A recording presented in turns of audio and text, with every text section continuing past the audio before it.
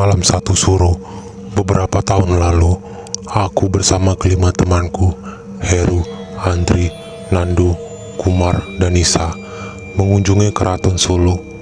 Kami ingin melihat kegiatan kirap pusaka setiap malam satu suro oleh Keraton Solo. Setiap malam satu suro, Keraton Solo melakukan kerap seperti memandikan pusaka keraton dan mengarak ke bobule berkeliling kota. Banyak masyarakat tertarik menyaksikan kegiatan yang dilakukan setahun sekali. Begitupun kami berenam. Kami turut menyaksikan datang ke Keraton Solo. Setelah melihat kirap keliling, kami masih ingin melanjutkan malam bersama.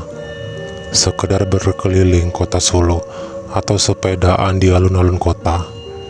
Nisa yang paling bersemangat waktu itu karena tidak ada tujuan. Aku memberi saran berziarah ke makam Pak Harto, mantan Presiden RI.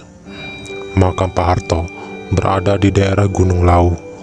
Mereka berlima menyetujui saranku.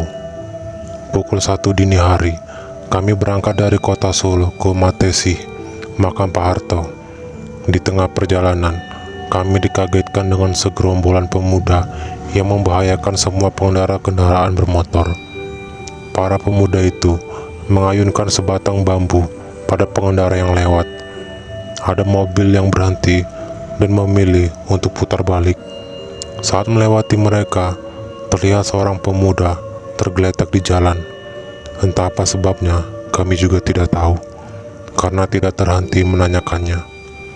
Kurang lebih 1 jam perjalanan, sekitar jam 2 dini hari, kami sampai di lokasi makam Pangeran Sambernyowo yang letaknya di bawah makam Pak Harto. Kami istirahat sejenak sebelum naik ke makam. Sekedar ngopi dan sebat untuk menghangatkan badan dari udara malam yang dingin. Setelah istirahat, kami mulai naik ke makam dengan akses tangga yang tinggi. Jumlah anak tangganya ratusan, dan setiap anak tangga terdapat beberapa patung kecil di kiri kanan tangga. Entah perasaan kita atau bagaimana, seolah mata patung ini seperti memperhatikan kita. Di sepanjang perjalanan, dibuat beberapa pos untuk istirahat para peziarah, supaya bisa istirahat saat lelah naik atau turun. Di pos pertama, ada sebuah musola kecil. Kami pun berhenti untuk wudhu terlebih dahulu. Di musola itu, kami bertemu beberapa peziarah yang menginap.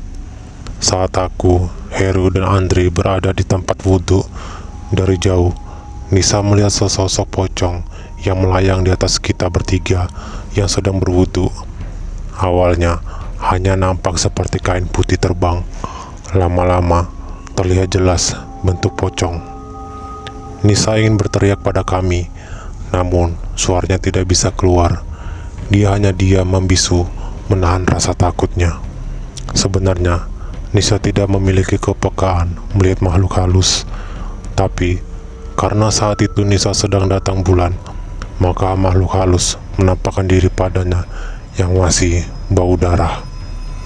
Di antara kami berenam, aku, Heru, dan Nandu, yang memiliki kepekaan terhadap makhluk halus. Setelah berwudu, kami melanjutkan perjalanan menaiki anak tangga menuju ke makam. Tapi saat itu, Nisa meminta turun dan tidak melanjutkan naik ke atas.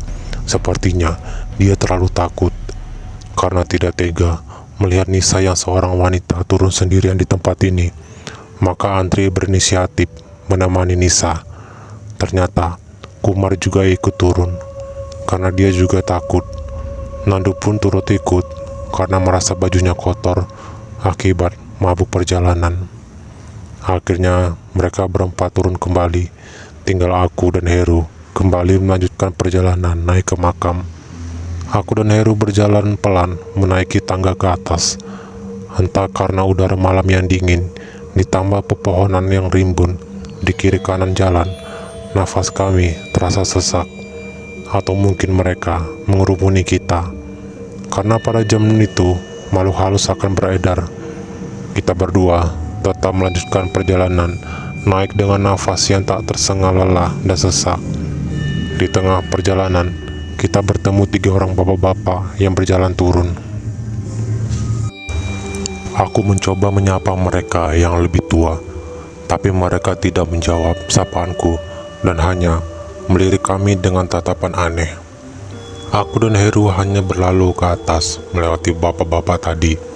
Akhirnya, kami sampai juga di gapura atas.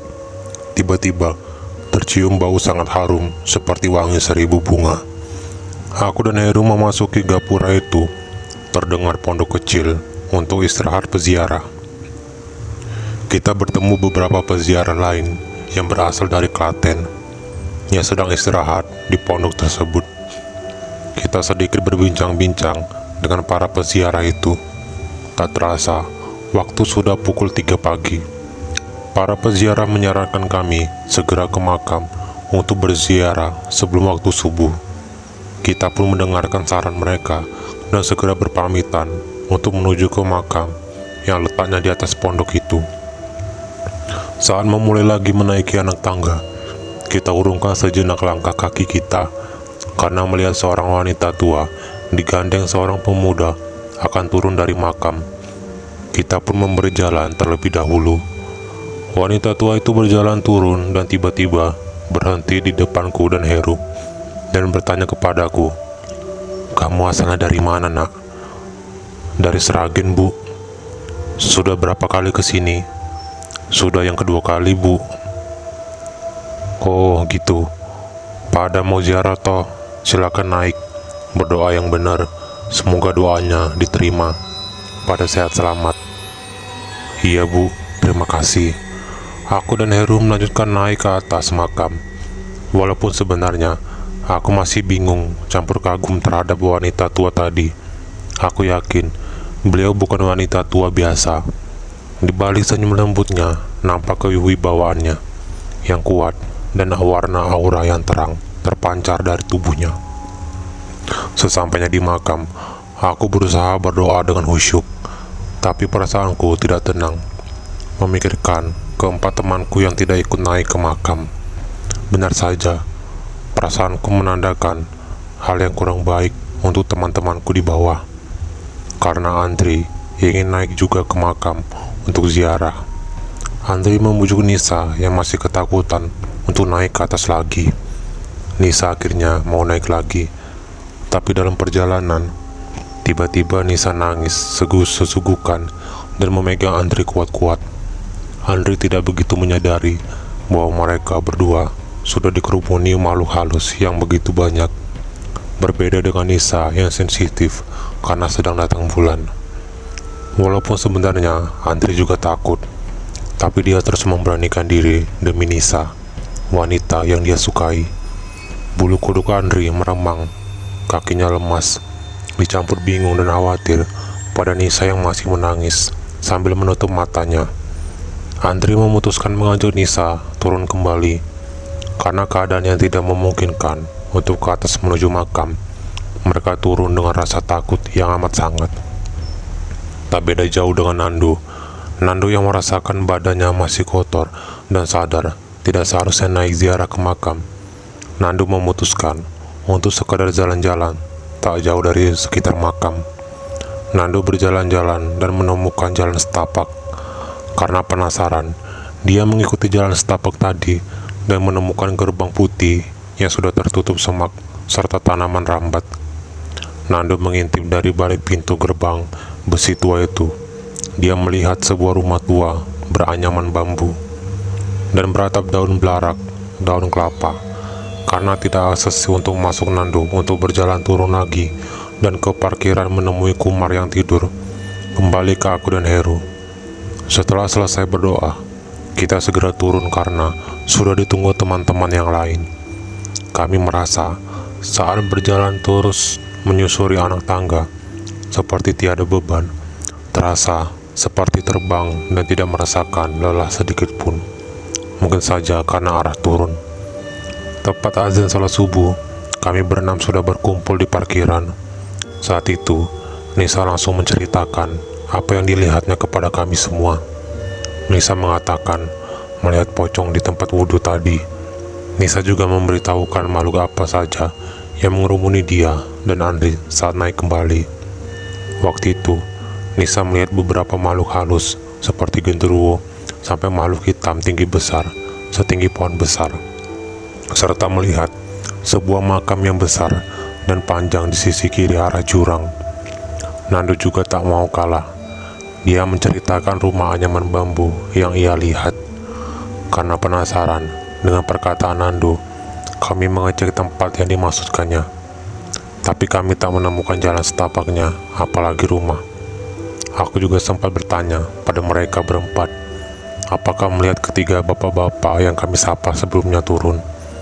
Tapi tak ada yang melihat ketiga bapak itu turun. Padahal Andri dan Nisa sempat naik lagi, walau berhenti setengah jalan. Setelah saling bercerita, kami segera bersiap untuk pulang pukul 6 pagi. Kami memutuskan tidak jadi ke makam Pak Harto karena petugas penjaga makamnya belum datang, sehingga kami tidak bisa masuk. Kami semua pulang dengan selamat, dengan rasa penasaran dengan banyak kejadian di makam. Malam hari, setelah dari makam, kami berenam bermimpi yang sama. Mimpi kembali lagi ke makam itu, yang seolah ada yang meminta datang lagi ke makam itu. Karena penasaran dengan rumah yang dikatakan Nandu, aku sempat mencari tahu. Dikatakan rumah itu adalah rumah juru kunci pertama dari makam tersebut. Tapi anehnya, rumah itu ditemukan, begitu pula jalan setapaknya.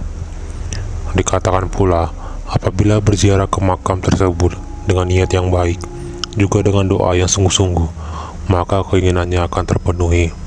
Entah benar atau tidak, tapi kata temanku, keinginan mereka ada yang terpenuhi, meski kami tidak tahu keinginan apa itu. Pernah satu ketika aku ziarah lagi ke makam itu bersama teman-temanku lagi. Kami bertemu mas-mas yang tujuan ziarahnya adalah mencari pusaka gaib. Tapi anehnya, mas itu seperti tak kunjung dapat. Sampai bertemu temanku yang peka dan banyak bertanya pada temanku itu. Sampai ada seorang bapak yang sudah turun ke bawah, sampai menyempatkan diri lagi naik lagi untuk memberitahu kami, mas-mas yang kami temui itu tujuannya kurang baik. Kami disuruh berhati-hati. Bapak-bapak yang berpenampilan kejawen yang baik hati sampai menyempatkan diri naik lagi, padahal tinggi jalannya. Bahkan bapak itu menyapa kami terlebih dahulu, yang lebih muda darinya. Semoga kami bisa bertemu bapak itu lagi jika ke sana lagi.